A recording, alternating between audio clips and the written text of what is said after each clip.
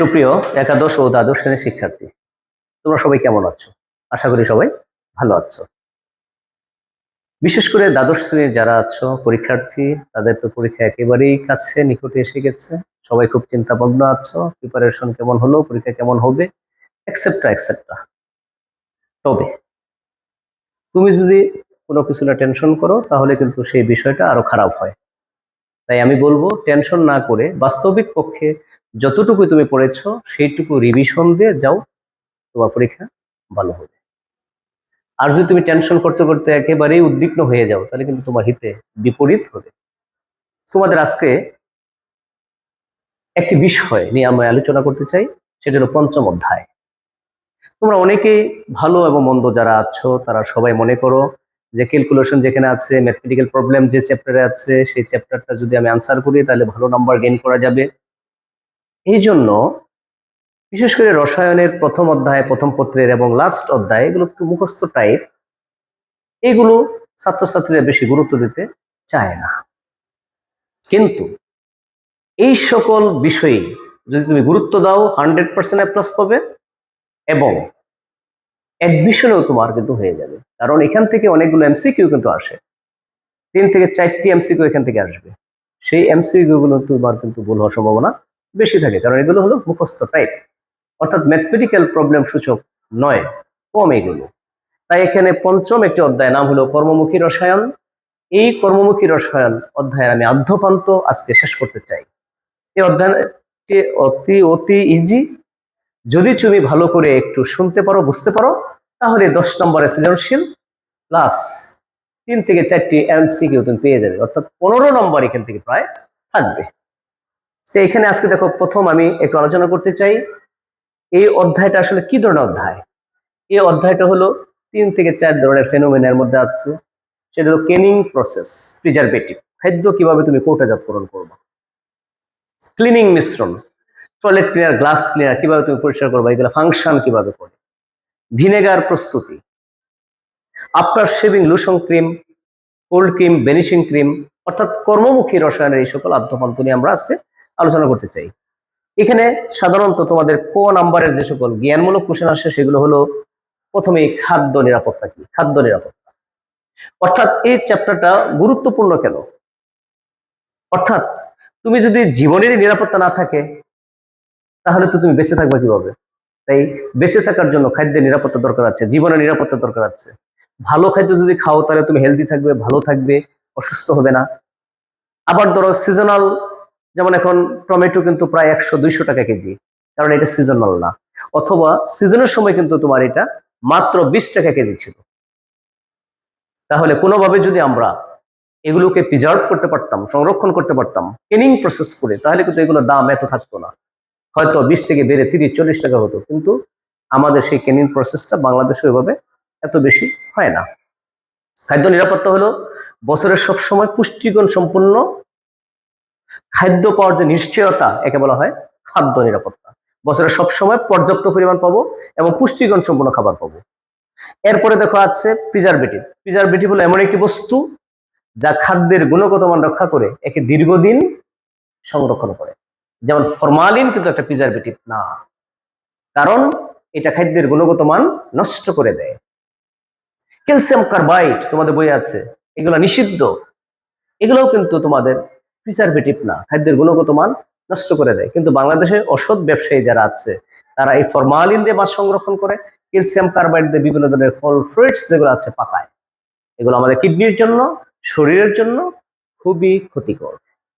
তাহলে প্রিজারভেটিভ হবে এমন একটি বস্তু যা খাদ্যের গুণগত মান রক্ষা করে দীর্ঘদিন একে রক্ষা করবে পচনের হাত থেকে, তাকে প্রিজারভেটিভ বলবা।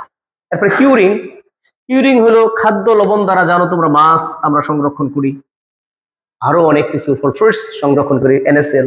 এই এনএসএল দ্বারা খাদ্য সংরক্ষণ করার প্রক্রিয়াকে বলা হয় কিউরিং। একদম সিম্পল।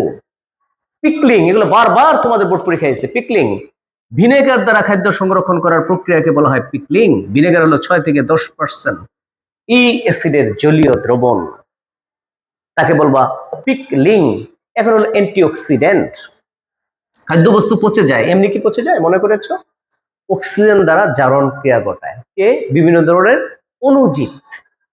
বিভিন্ন ধরনের অণুজীব এই খাদ্যবস্তুকে অক্সিজেনের মাধ্যমে জারণ ক্রিয়া করে পচায় ফেলায়। তাই অক্সিজেনকে কোনোভাবে যদি আমি বেঁধে রাখতে পারি, ধরে রাখতে পারি, তাহলে কিন্তু জারণ বিক্রিয়া সম্পূর্ণ হবে না, খাদ্যবস্তু দীর্ঘদিন সংরক্ষিত হবে। তাই আমরা অ্যান্টিঅক্সিডেন্ট মানে অক্সিজেনের বিপরীতটা দিয়ে দিই অক্সিজেনকে নষ্ট করে দেওয়ার জন্য। তাহলে যে বস্তু খাদ্যের জারণ ক্রিয়া প্রতিরোধ করে তাকে বলা হয় অ্যান্টিঅক্সিডেন্ট। একদম সিম্পল কথা, এইভাবেই ক নাম্বার তুমি আনসার করবা। অ্যান্টিঅক্সিডেন্ট হলো এমন একটি বস্তু যা খাদ্যের জারণ প্রক্রিয়াকে ব্যাহত করে, নষ্ট করে দেয়। এরপরে হলো chelating agent, very very important. এটা তোমাদের মেডিকেল পরীক্ষাও আসছে। কিলেটিং এজেন্ট কি? আমাদের মোস্ট পপুলার কিলেটিং এজেন্ট হলো EDTA, ethylene diamine tetra acetic acid, most popular chelating agent ethylene diamine tetra acetic acid. এইটা দেখো ফল সোর্স যেখানে আছে সেখানে বিভিন্ন ধরনের অবস্থান্তর ধাতু থাকে। ফর এক্সাম্পল আয়রন থাকে, Fe2+, কোবাল্ট 3+, এক্সেট্রা এক্সেট্রা। এই ধাতুগুলো করে কি জানো?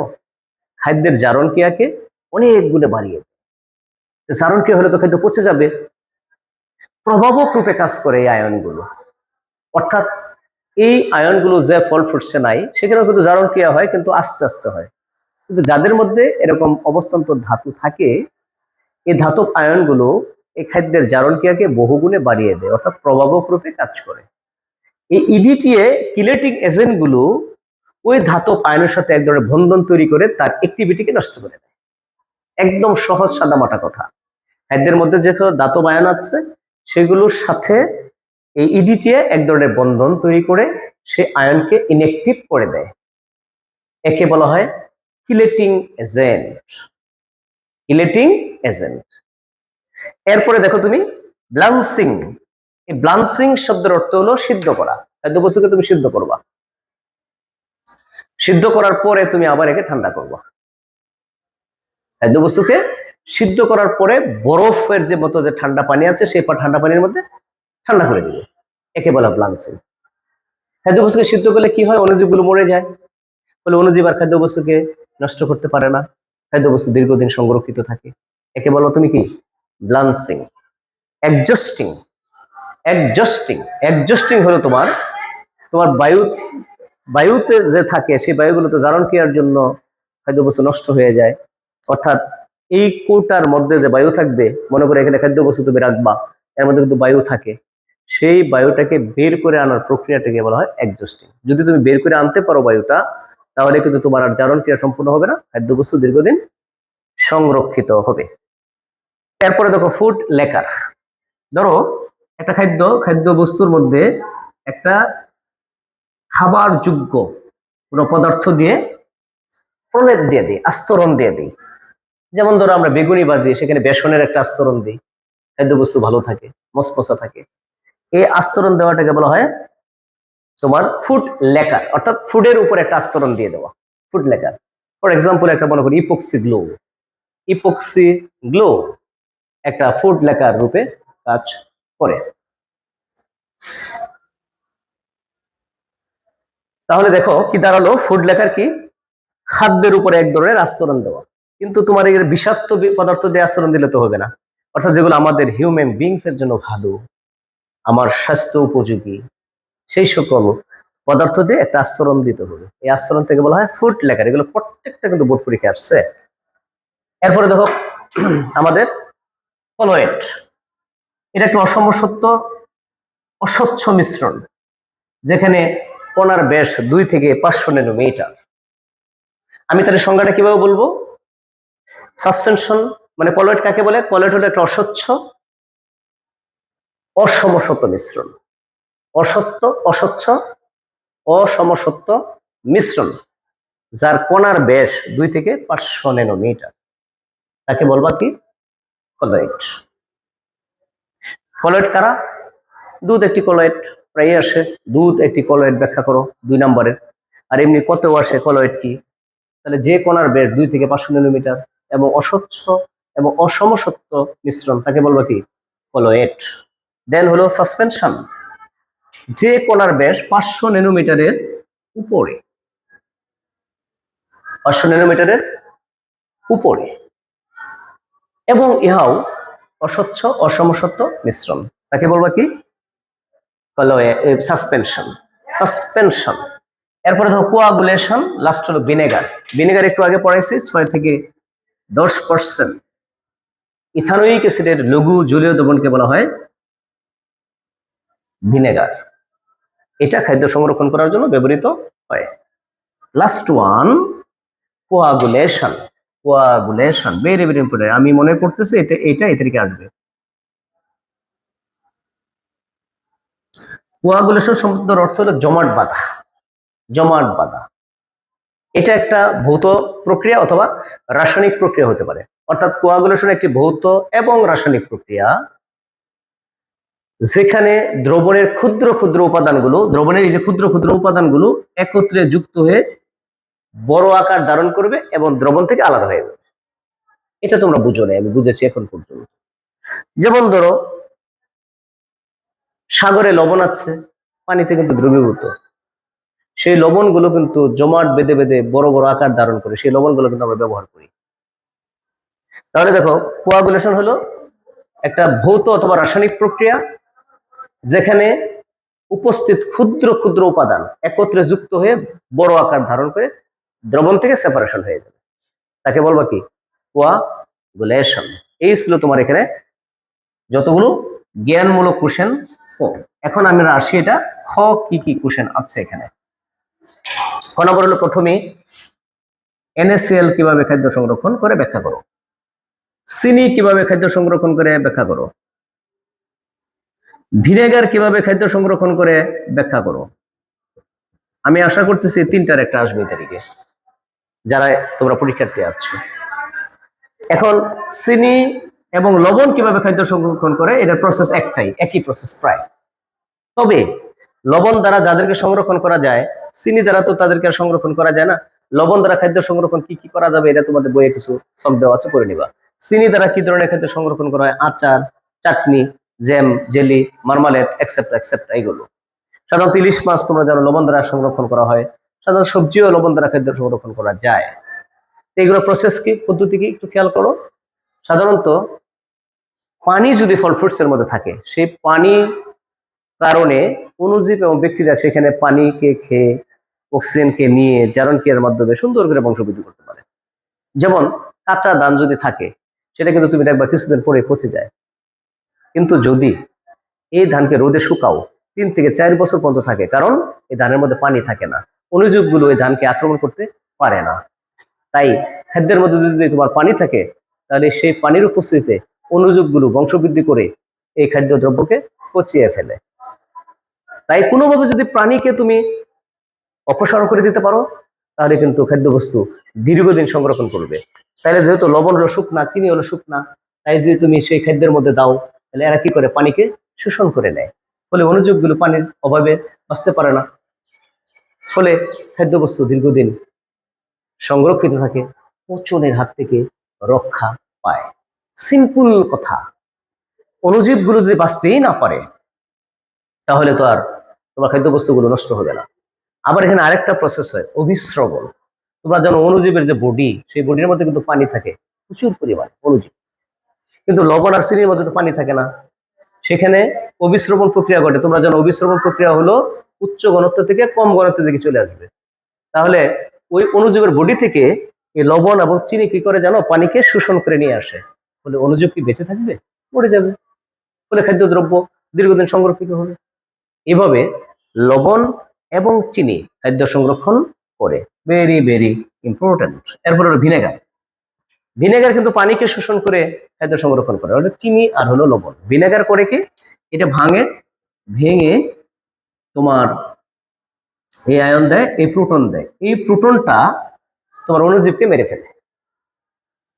আরেকটা কাহিনী এটা করে, এটা পিএস এর মান 7 এর তোমার নিচে, সাধারণত অম্লীয় পরিবেশ সৃষ্টি করে এটা। তো এই অম্লীয় পরিবেশে অণুজীবগুলো বংশবৃদ্ধি করতে পারে না, মরে যায়। তাহলে ভিনেগার দ্বারা খাদ্য সংরক্ষণ যদি তুমি করো, তাহলে এখানে একটা অম্লীয় পরিবেশ সৃষ্টি হবে এবং পিএস এর মান 7 এর নিচে থাকবে। খাদ্যবস্তু কিন্তু দীর্ঘদিন সংরক্ষিত হবে, কারণ এখানে জীবাণুগুলো মরে যাবে। আবার কি, যে প্রোটন আছে সেই প্রোটনটাও আবার মেরে ফেলবে। আরেকটা কাজ এখানে করে, সেটা হলো এক নাম্বার, এটা 2 নাম্বার। 3 নাম্বার পয়েন্ট হইল, তোমরা জানো অণুজীবের যে বডি আছে সেই বডি হলো প্রোটিন দ্বারা তৈরি। প্রোটিন এই প্রোটিনের সাথে এই ভিনেগার বন্ধন তৈরি করে ফেলে, ফলে অণুজীবগুলো মারা যায়। আমি বলতেছি দেখো, ফার্স্ট ওয়ান, এটা প্রোটন তৈরি করে, প্রোটনগুলো অণুজীবকে মেরে ফেলে। আবার এটা যেহেতু অ্যাসিড, সেহেতু pH-7 এর নিচে, এই 7 এর নিচে পরিবেশে অণুজীবগুলো বংশবৃদ্ধি করতে পারবে না, মরে যাবে, তাদের অনুকূল পরিবেশ নয়। এভাবে ভিনেগার তোমার খাদ্য সংরক্ষণ করে। আরেকটা হলো, আমরা তো জানি অণুজীবগুলো বডি প্রোটিন দ্বারা তৈরি, সেই প্রোটিনের সাথে ভিনেগার এক ধরনের বন্ধন তৈরি করে ফেলে। বন্ধন তৈরি করে ফেললে অণুজীবগুলো ইনঅ্যাক্টিভ হয়ে যায়, মরে যায়, ফলে খাদ্য দ্রব্য দীর্ঘদিন সংরক্ষিত হয়। Very very important. এখন দেখো, গ্লাস ক্লিনার হিসাবে অ্যামোনিয়া অথবা অ্যামোনিয়াম হাইড্রোক্সাইড এর দ্রবণ ব্যবহৃত হয়। অ্যামোনিয়া অথবা অ্যামোনিয়াম হাইড্রোক্সাইডের দ্রবণ ব্যবহৃত, একই কথা। গ্লাসের মধ্যে যে সকল ময়লা আটকে থাকে সেগুলো দুর্বল, এত জটিল না, শক্তিশালী না, তাদেরকে পরিষ্কার করার জন্য দুর্বল পরিষ্কারকই যথেষ্ট। এটা একটা দুর্বল ক্ষার, তোমরা জানো, এই গ্লাস ক্লিনার হিসেবে এটা ব্যবহার করা হয়। তোমরা জানো গ্লাসের উপাদান হলো সিলিকা, বালি। এই বালির সাথে এটা কোনো ধরনের বিক্রিয়া করে না, ফলে ভালো। আরেকটা হলো, এগুলো উদ্দায়ী ধর্ম আছে, তাই যদি তুমি গ্লাস ক্লিনার হিসেবে ব্যবহার করো, এটা তাড়াতাড়ি শুকিয়ে চলে যায়, গ্লাস শুকাইয়ে যায়। কিন্তু পানি দ্বারা করলে তো তাড়াতাড়ি শুকাবে না, সাবান দিয়ে পানি দিয়ে ব্যবহার করলে কিন্তু শুকাবে না, শুকাইতে অনেক সময় লাগবে। এটাও তার একটা বেনিফিট। গ্লাসের উপাদানের সাথে কোনো ধরনের বিক্রিয়া করে না, এবং এটা উদ্দায়ী বলে উড়ে উড়ে চলে যায়, গ্লাস তাড়াতাড়ি শুকিয়ে যায়। আর এর একটা দুর্বল পরিষ্কারক, তোমার এত বেশি ক্ষতি টতি করে না এনভায়রনমেন্টের, প্লাস যে পরিষ্কার করবে সেই পার্সনেরও।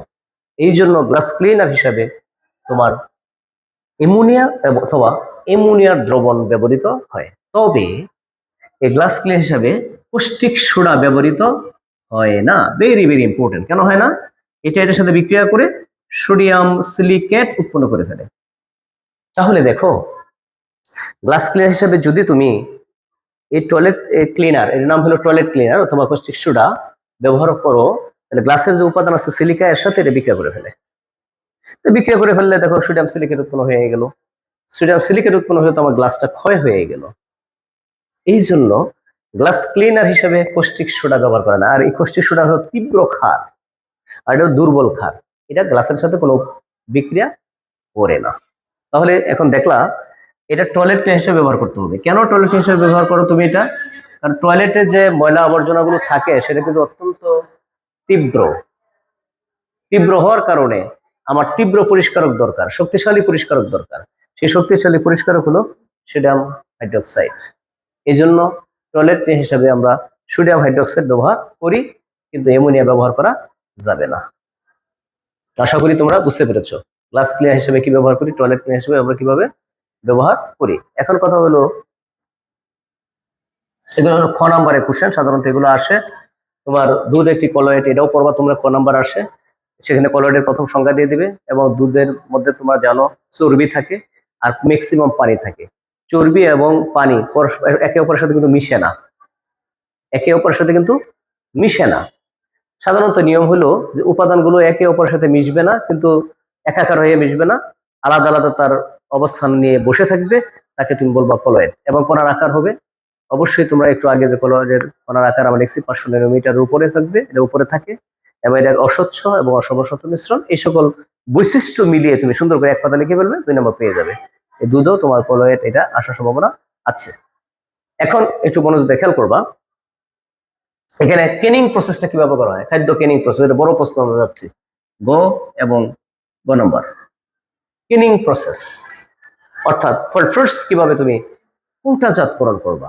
এজন্য 3টা স্তর আছে, হাজারি স্যারের বই দেখবা। প্রথম স্তর হলো তুমি যে যে ফল ফ্রুটসটা তুমি গাছ থেকে পারবা সেগুলোকে সংগ্রহ করতে হবে। তাহলে কি হলো, এগুলো সংগ্রহ, কাঁচামাল সংগ্রহ করো। সংগ্রহ করার পরে এগুলো বাছাই করবা, কোনটা বেশি কাঁচা, কোনটা বেশি পাকা, কোনটা মিডিয়াম পাকা, আলাদা করবা। আলাদা করার পরে তুমি একে সুন্দর করে ধোবা, বিভিন্ন ময়লা আছে, অণুজীব আছে, সেগুলো যেন আলাদা হয়ে যায়। এরপরে সিলে নিবে, অর্থাৎ খোসা ছাড়াবে। খোসা ছাড়ানোর পর একে তুমি সুন্দর করে সিলিং করবে, কাটবে, ছোট ছোট টুকরা করবে। ছোট ছোট টুকরা করার পর এটা ধুবে এবং সিদ্ধ করবে। সিদ্ধ করার পরে তুমি কি করবে, সুন্দর করে কৌটায় ভরবে। কৌটা ভরার পরে তুমি এখানে যে প্রিজারভেটিভ দরকার, ফুড প্রিজারভেটিভ, চিনি থাকলে চিনি, তারপরে তোমার লবণ থাকলে লবণ, এগুলো দিবে। দেওয়ার পরে একে তুমি এক্সজস্টিং করবে। এক্সজস্টিং করার পরে মানে বায়ুকে সরিয়ে আনবে। এটা হলো একটার পর একটা আমি প্রসেস বলতেছি। এক্সজস্টিং এর পরে তুমি কি করবে? রিটোর্টিং করবে। রিটোর্টিং, রিটোর্টিং হলো তাপ দিবা। রিটোর্টিং হলো তাপ দিবা। তাপ দেওয়ার পরে একে শীতলীকরণ করবা। শীতলীকরণ করার পরে তুমি একে লেবেল করবা। লেবেল করার পরে গুদামজাত করো ফাইনালি। এটা বইয়ে স্টেপ বাই স্টেপ দেওয়া আছে। আমি আবারও বলতেছি, গ্রেডিং বা বাছাই করবা প্রথমে কাঁচামাল সংগ্রহ করে। গ্রেডিং বা বাছাই করার পরে তুমি একে ধৌত করবা। ধৌত করার পরে খোসা ছাড়াবা। খোসা ছাড়ানোর পরে কি করবা? খোসা ছাড়ানোর পরে সুন্দর করে স্লাইস করবা, ছোট ছোট টুকরা পরিণত করবা। টুকরা করার পরে একে তুমি সিদ্ধ করবা। একটার পর একটা পয়েন্ট বলতেছি। সিদ্ধ করার পর তুমি একে কি করবা? এই কোটায় ভর্তি করবা। কোটা ভর্তি করার পরে বায়ু যদি থাকে কোটার মধ্যে এক্সজস্টিং করবা। এক্সজস্টিং করার পরে রিটার্নিং করবা, তাপ দিবা। তাপ দেওয়ার পরে তুমি একে কি করবা? শীতল করবা। শীতল করার পরে তুমি লেবেল দিবা। লেবেল দেওয়ার পরে একে ওয়্যার হাউসে সুন্দর করে গুদামজাতকরণ করবা। এটাকে বলা হয় খাদ্য বস্তু যেগুলো আছে, পেয়ারা বলো, কাঁঠাল বলো, তারপরে তুমি আম বলো, সবগুলোকে আমরা এইভাবে কেনিং প্রসেস করতে পারি। এটা এই তারিখে আসবে 3 নাম্বার অথবা 4 নাম্বার, যে কোনো একটা ফল কেনিং প্রসেস আসবে। হয়তো আম হতে পারে বা কাঁঠাল হতে পারে, অন্য যে কোনো হতে পারে সেটা। তাই তুমি যদি কোনোভাবে এই প্রত্যেকটা স্টেপ বাই স্টেপ মনে রাখতে পারো, একটার পর একটা যেমন আমি বললাম, তাহলে তুমি কিন্তু এটা সুন্দর করে বানিয়ে বানিয়ে লিখতে পারবা। কারণ এই শখ আকারে লিখবা, লিখে ওকে ডেসক্রাইব করবা। ডেসক্রাইব করলে মোটামুটি হয়ে যাবে। এরপরে হলো দেখো ভিনেগার। ভিনেগার কিভাবে প্রস্তুতি? আখের রস থেকে। আখের রসের 16 থেকে 20% আমরা জানি এটা কিন্তু ভিনেগার করতেছি আমরা। ভিনেগার, ভিনেগার এই 6 থেকে 10% ইথানোয়িক অ্যাসিডের লঘু জলীয় দ্রবণকে ভিনেগার বলে। এই ভিনেগার কই থেকে প্রস্তুত করবা? আখের রস। আখের রস থেকে 6 থেকে 10% সুক্রোজ বা ইনভার্ট চিনি থাকে, বা ইনভার্ট চিনি থাকে। এখন আমরা ইস্ট সহযোগে যখন ইস্ট যুক্ত করি এর ভিতরে, তখন এখান থেকে কয়েক ধরনের এনজাইম নিশ্চিত হয়, যেমন ইনভার্টেস, জাইমেস, এগুলো নিশ্চিত হয় ইস্ট থেকে। তাহলে আখের রসে 16 থেকে 20% কি আছে বলো? সুক্রোজ চিনি। এটা হলো C12H22। এর মধ্যে সুন্দর করে তুমি পানি দিবে। পানি দিলে কি হবে? ইনভার্টেস এনজাইম কাজ করবে। ইনভার্টেস এনজাইম কাজ করলে একটা হবে গ্লুকোজ, আর একটা হবে ফ্রুক্টোজ। গ্লুকোজ এবং ফ্রুক্টোজ হচ্ছে এরা একই, এরা পরস্পরের সমাণু, আইসোমারাইজেশন, সমাণু। গ্লুকোজ এবং ফ্রুক্টোজ, এটা হলো তোমার অ্যালডিহাইড, এটা হলো কিটোন। এটার মধ্যে ফাংশনাল গ্রুপ আছে অ্যালডিহাইড, এটা গ্লুকোজ, আর এটা হলো কিটোন, এটা হলো ফ্রুক্টোজ। এই দুইটার যে কোনো একটাকে নিয়ে আসো, C6H12O6। এখান থেকে এখন জাইমেস কাজ করবে। জাইমেস, জাইমেস করলে এখান থেকে উৎপন্ন হবে ইথানল, CH3CH2OH প্লাস উৎপন্ন হবে কার্বন ডাইঅক্সাইড। এই ইথানলকে তুমি নিয়ে আসো, CH3CH2OH, এখানে দেবো মাইকোডারমাইসিটি, মাইকোডারমাইসিটি ব্যাক্টর নামক ব্যাকটেরিয়া, সেখানে উৎপন্ন হয়ে যাবে তোমার CH3COH প্লাস পানি। অথবা এখানে পর্যাপ্ত পরিমাণ পানি মিশাইয়া 6 থেকে 10% জলীয় দ্রবণ বাড়াবা, ভিনেগার হয়ে গেল। Very very important. প্রথমে দেখো আখের রস বা খেজুর রসে ইনভার্ট চিনি থাকে 16 থেকে 20%। এর মধ্যে তুমি ইস্ট দিয়েছো, ইস্ট থেকে ইনভার্টেস বের হয়েছে, সেটা এর বিক্রিয়া করে গ্লুকোজ ফ্রুক্টোজ তৈরি করেছো। এই গ্লুকোজ এবং ফ্রুক্টোজ জাইমেস এনজাইমের উপস্থিতিতে বিক্রিয়া করে ইথানল এবং কার্বন ডাইঅক্সাইড তৈরি হয়েছে। এই ইথানল মাইকোডারমাইসিটি ব্যাক্টর নামক ব্যাকটেরিয়ার উপস্থিতিতে ভিনেগার তৈরি করেছে। মানে ইথানোয়িক অ্যাসিড এখানে 6 থেকে 10% জলীয় দ্রবণ বানাবা, ভিনেগার হয়ে যাবে। তোমাদের এইভাবে এখানে এই কোশ্চেনগুলো আছে। আর কিছু কোশ্চেন আছে তোমাদের এখানে, বললাম আফটার শেভিং, লোশন ক্রিম, কুল ক্রিম, ভেনিশিং ক্রিম, কিন্তু এগুলো এত বেশি আসে না, সেগুলো এমসিকিউর জন্য অথবা শর্ট কোশ্চেন 2-1টা একটু দেখে যেতে পারো। এই ছিল এখানে তোমার মূলত আজকের যে কর্মমুখী রসায়নের যে কন্টেন্ট আছে, সেই কন্টেন্ট আদ্যপান্ত এখানে আছে। আমি আরো একটি ক্লাস তোমাদের এমসিকিউ নিব নেক্সট, সেটা একটু দেখবে, দেখলে এখানে থিওরি যেগুলো আছে সেগুলো আরো একটু ব্রিফ হয়ে যাবে তোমাদের। এখানে আমাদের মূলত কি আছে দেখো, খাদ্য প্রক্রিয়াজাতকরণ প্রণালী, তারপর হলো ভিনেগার, তারপরে তোমার এখানে হলো toilet cleaner, glass cleaner, preservative, বিভিন্ন ধরনের অ্যান্টিঅক্সিডেন্ট, এক্সেট্রা এক্সেট্রা। আশা করি তোমাদের এই ক্লাসটি ভালো লেগেছে। যদি ক্লাসটি ভালো লেগে থাকে, একটু উপকার হয়, তাহলে অবশ্যই লাইক, কমেন্ট এবং শেয়ার করবে। সবাই ভালো থাকবে। খুদা হাফেজ।